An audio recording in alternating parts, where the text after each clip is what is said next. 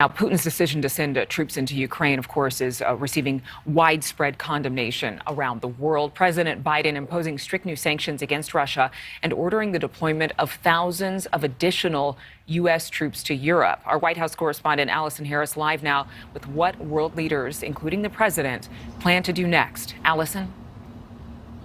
Adrienne, this morning the president is going to meet with 30 NATO leaders virtually from the Situation Room in an extraordinary meeting as peace in Europe is now shattered. Overnight, U.S. officials fearing the capital of Kyiv could fall, even as Ukraine puts up a feisty resistance. The Ukrainian foreign minister comparing horrific rocket strikes on the capital to attacks under Nazi Germany. U.S. senior defense officials saying Russian President Putin's goal is to decapitate the Ukrainian government, and Putin is prepared to go big. Secretary of State Antony Blinken warning in multiple interviews that Putin wants to overthrow Ukraine and establish a new Soviet Union. Blinken indicating the Biden administration could move U.S. forces already in Europe further east, reinforcing NATO defenses. President Biden announcing in remarks yesterday that 7,000 additional U.S. troops will deploy to Germany.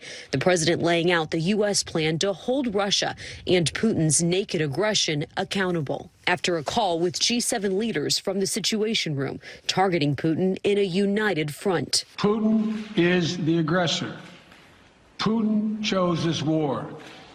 And now he and his country will bear the consequences. President Biden announcing new sanctions on major Russian banks that hold a combined $1 trillion in assets on more Russian elites, and sanctions that will curtail Russia's high-tech imports. The president saying that every asset Russia has in America will be frozen, ensuring Russia cannot finance and grow its military. Russian stocks crashing Thursday, down 45% amid what President Biden calls Putin's premeditated war.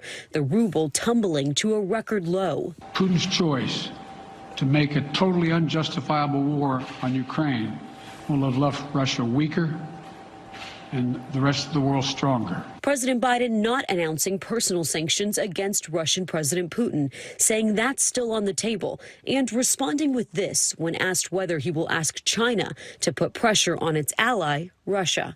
I'm not prepared to comment on that at the moment.